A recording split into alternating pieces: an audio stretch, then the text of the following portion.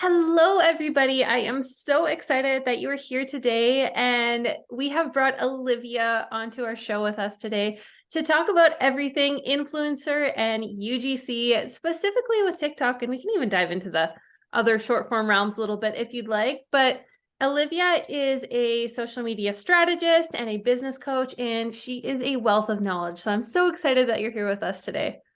Hi, I'm so glad you have me.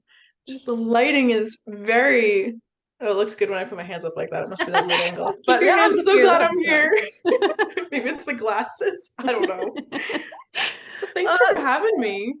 yeah, tell us a little bit about yourself, kind of what you do, who you help. Yeah, so I first started my business when I was in college, and it was kind of just a way for me to try and make money to pay through school. And I originally started out on Fiverr as a copywriter, actually. So my business has progressed a lot since then. But during that time where I finally made the switch from Fiverr, doing some quick sales, to now social media strategist and business coach, I played around a lot with different side hustles, different ways to make money online, different ways to just kind of pay off my student loans while I was in school. And I came across affiliate marketing. I came across digital products, brand deals, UGC, influencer stuff. So I've tried pretty much everything under the sun when it comes to side hustling through life. And yeah, now I just help freelancers and solopreneurs kind of just bridge the gap between content strategies and monetization. So helping them, figure out digital products, figure out affiliate marketing, figure out influencers and brand deals and all that sort of stuff using the power of social media. Wow, that's so awesome. And I've had the honor of listening to you talk at a couple of different summits. And when you started talking about UGC and influencer marketing, like it was unbelievable. Like it's one of those areas that so many brands and businesses want to get into, but I don't think they actually realize the depths in which like you actually have to go in order to be successful at it. Yeah, it's a very new space. I think back, let's say like 5, 10 years ago before COVID, people just thought of influencer marketing like the Kardashians or like, just big name people.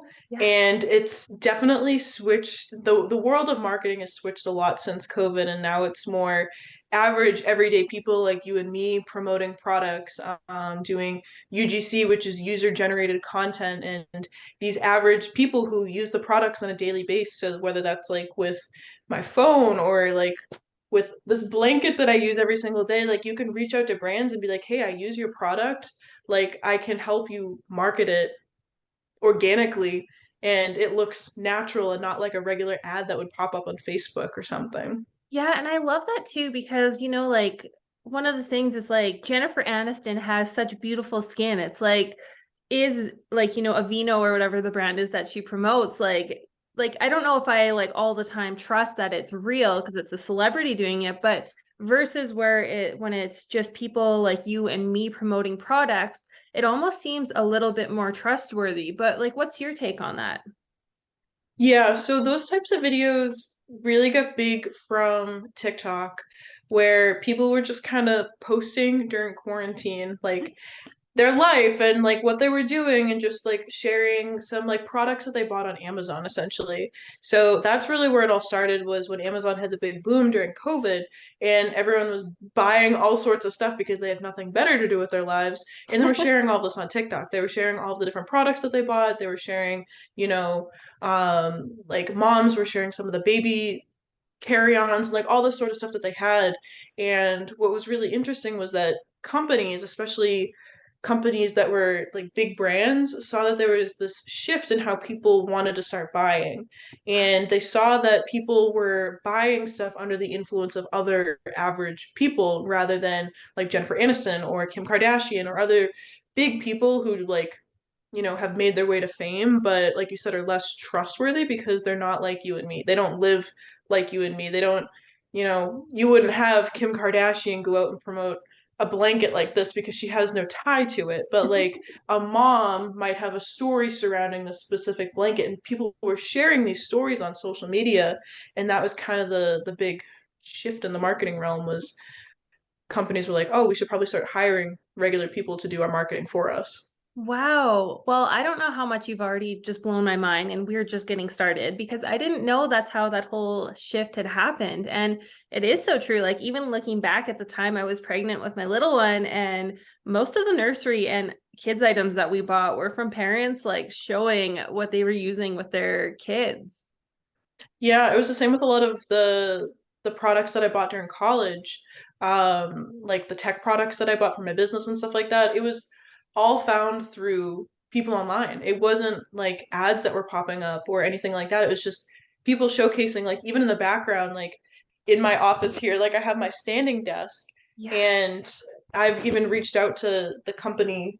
They never got back to me, but I reached out to that company and was like, hey, like I use this desk 24/7. Like if you want me to like make some marketing material, I can sell it to you, and it looks organic and it doesn't look, like a Facebook ad or like a TikTok ad or something like that. Well, TikTok ads are a little different, but Yeah. it doesn't look like it was just curated for the point of marketing to you. It looks natural.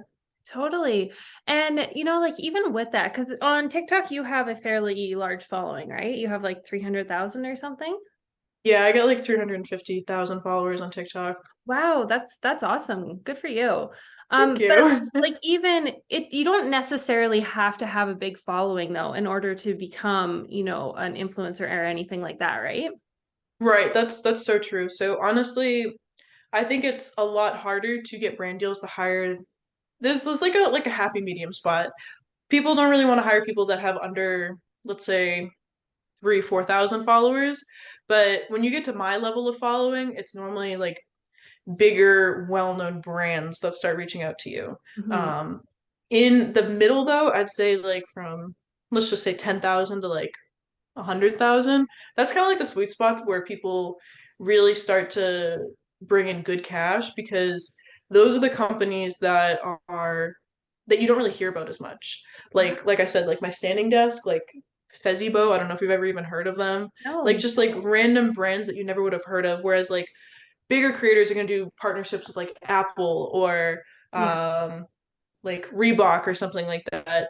So if you really want to be bringing in consistent cash, like people who have a following that's actually pretty small tend to work out a lot better because they're not really considered influencers then. People don't really know them. They're just average people who have a bigger Yeah. following, sort of. Very Yeah. cool. Wow. And can you explain the difference between influencer marketing and UGC? Yeah, so influencer marketing is typically a brand will reach out to you and they will do a paid collaboration, but the content is going to be posted on their account. Um, or on your account, sorry, on your account. So you are using your audience, you're influencing your own audience with the money that this brand paid you. Okay. Whereas UGC, or user generated content, that is content that you create, that the regular person creates and then sells it to a brand. So Oh, it's not posted on your account. People who have literally zero followings can do UGC because yeah. it's all behind the scenes. And I know of some people who have like 100 followers on TikTok or on Instagram, and they do UGC and bring in like 10K plus a month because, Wow.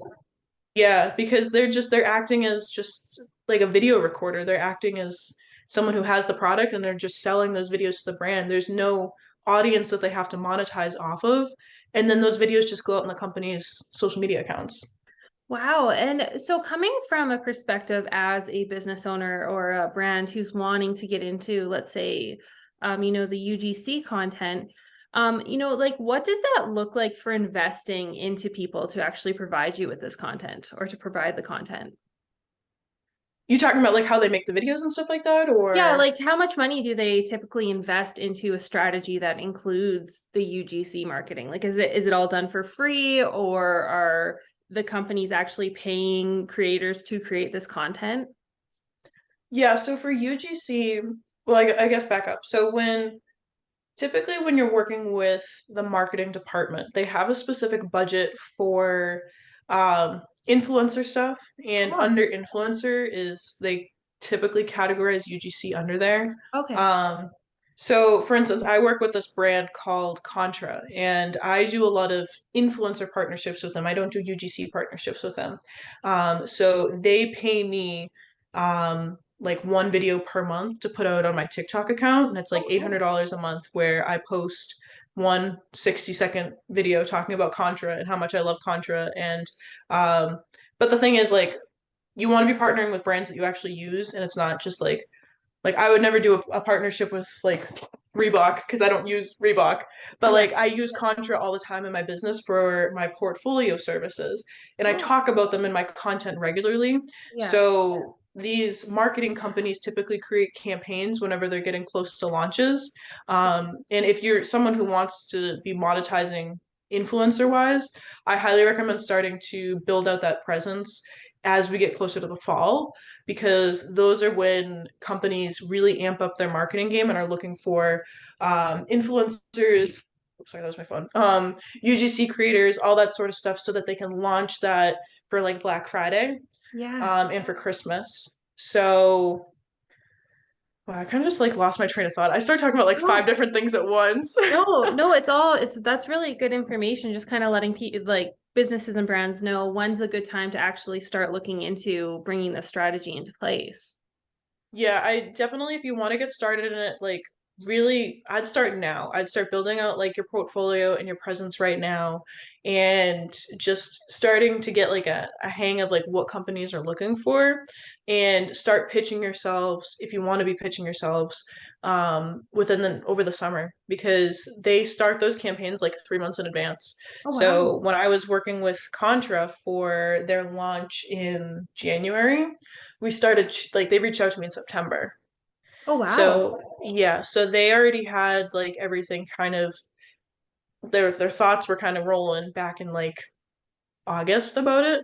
And then they started setting up all of the back end stuff for the influencers in like October, November.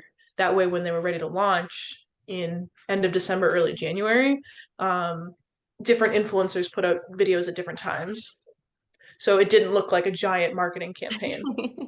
So with these types of things, like people really do like look 6 to 9 months out in advance, which kind of sounds crazy, but especially with bigger companies. And so then question for you, like, is this something that you offer to help organizations or businesses to build out this strategy? So I used to do it with my done for you services. I used to offer it as like a paid add-on if people wanted it because I had experience with it. Now Yeah. I just do it. I coach other um, freelancers or solopreneurs who want to get into the space, who want to bring in some extra side cash, on how to do it.